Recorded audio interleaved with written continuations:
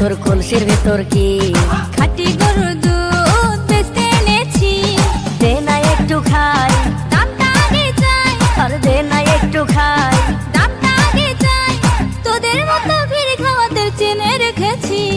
ও রূপসী মাইয়া রে তোর কলসির ভেতর কি খাঁটি গরুর দুধ বেচতে এনেছি। ও রূপসী মাইয়া রে তোর কলসির ভেতর কি খাঁটি গরুর দুধ বেচতে এনেছি।